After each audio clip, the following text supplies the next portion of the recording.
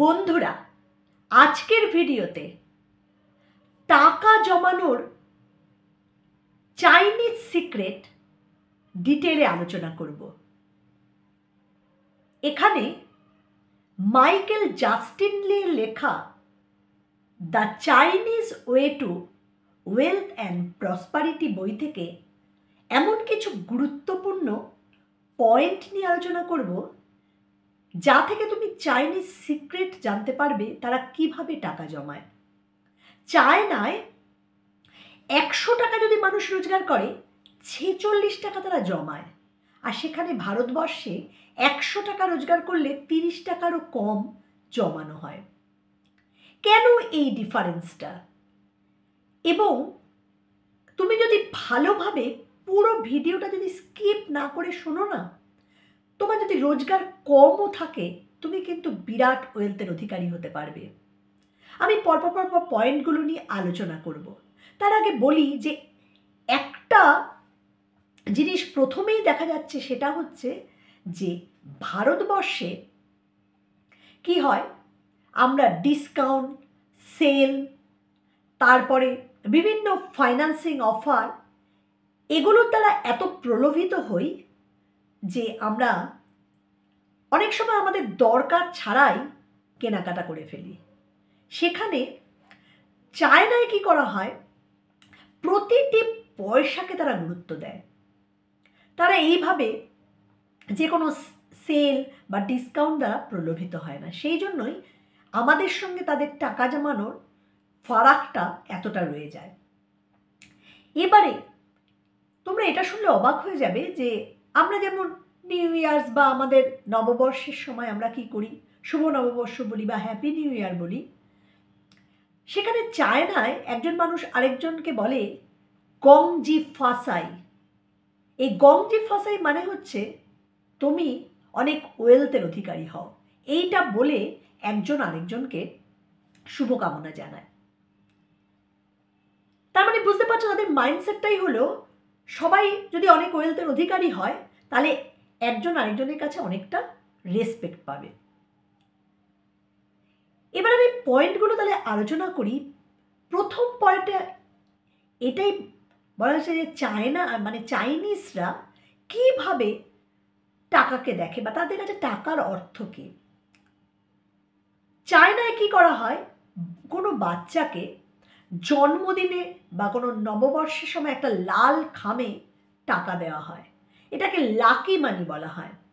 কারণ বাচ্চাকে ছোটবেলা থেকে শেখানো হয় যে তুমি এই ছোটবেলা থেকে যদি টাকা জমানোর অভ্যাস করো তাহলে তুমি অনেকটা ওয়েলথের অধিকারী হবে। কারণ চায়নায় কোনো মানুষকে সম্মান করা হয় তার যদি অনেক ওয়েলথ থাকে। তারা সম্মানিত, যে কোনো মানুষই দেখো আমরা সম্মানিত হতে চাই, তাই না? সমাজের চোখে রেসপেক্ট পাবে বলে এবং নিজের কাছেও রেসপেক্ট পাবে বলেই কিন্তু আমরা অনেক কাজ করি। তাহলে এইটা ছোটোবেলা থেকে এটা গেঁথে দেওয়া হয় যে তুমি যত ওয়েলথের অধিকারী হবে তোমাকে তত বেশি সম্মানিত করা হবে। তাদের কাছে টাকার অর্থটা এটা, এবং বাচ্চারা সেটা ছোটোবেলা থেকে বুঝে যায় বলেই টাকা জমাতে শুরু করে।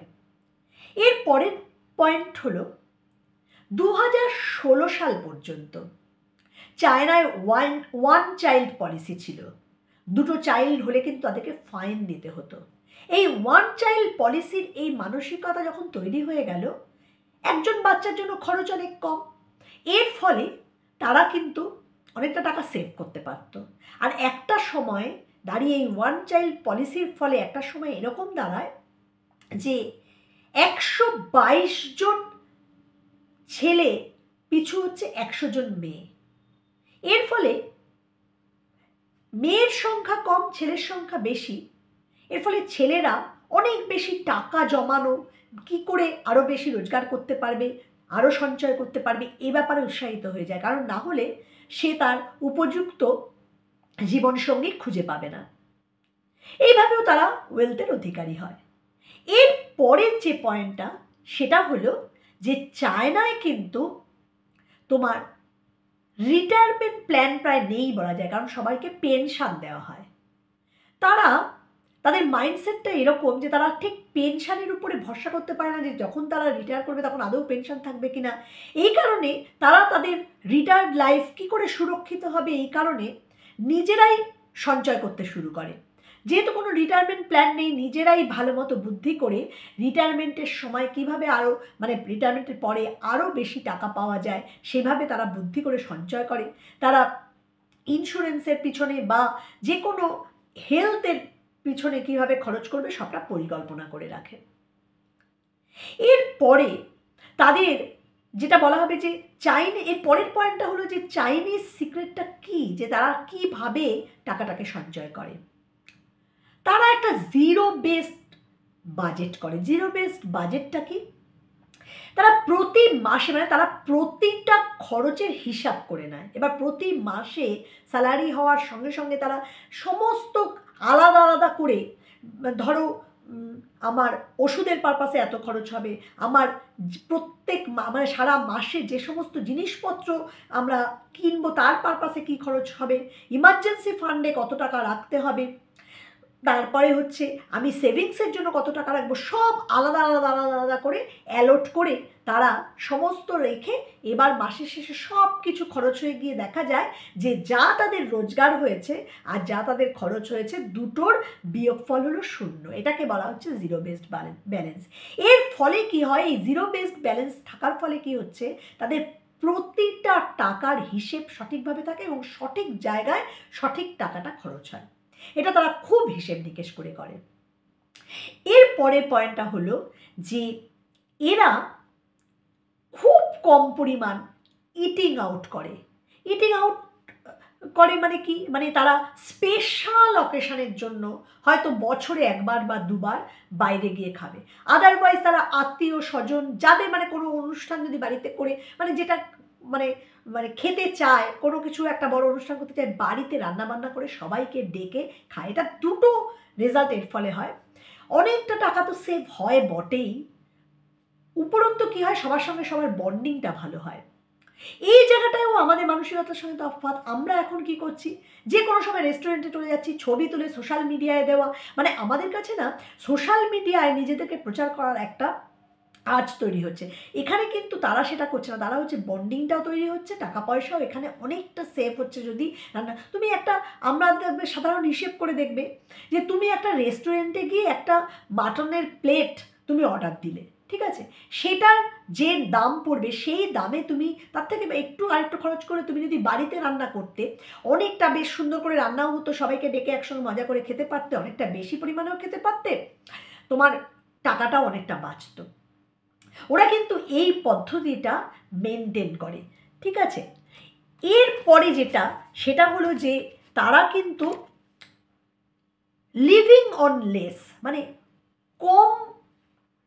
কম খরচে বাঁচাতে ওরা অভ্যস্ত হয়ে যায়।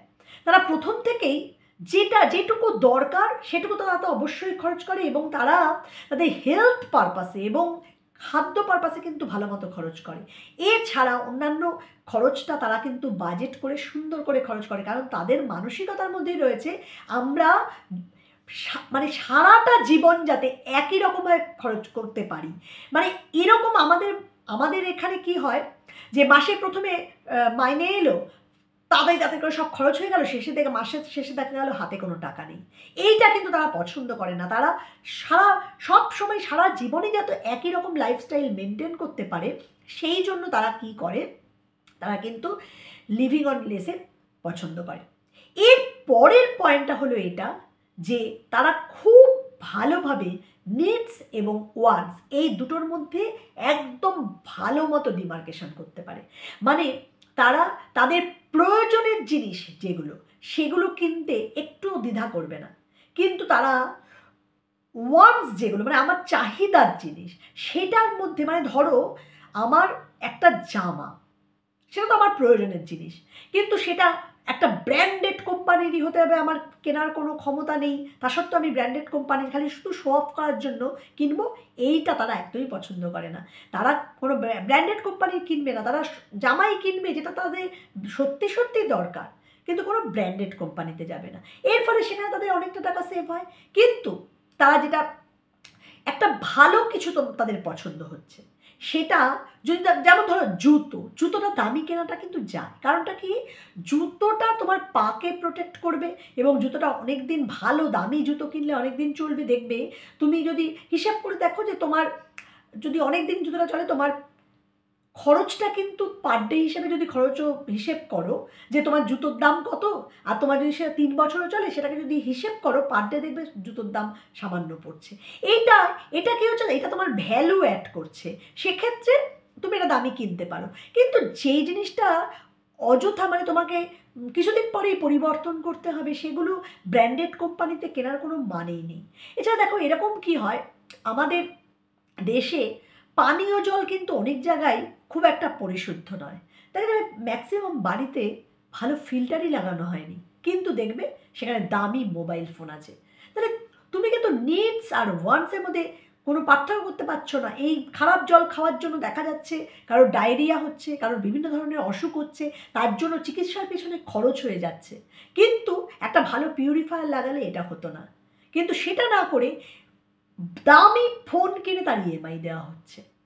তাহলে বন্ধুরা, এই পয়েন্টগুলো যদি, আর ভালো ভাষায় বললে যদি চাইনিজ এই সিক্রেটগুলো যদি আমরা আমাদের জীবনে গ্রহণ করতে পারি, অনেক কম রোজগার করেও কিন্তু আমরা অনেকটা ওয়েলথের অধিকারী হতে পারবো। আশা করি এই ভিডিওটা তোমাদের ভালো লেগেছে। যদি ভালো লাগে তাহলে একটু কমেন্ট করে জানিও। আজকে এখানেই শেষ করি, আসবো আবার নতুন ভিডিও নিয়ে। ভালো থেকো বন্ধুরা।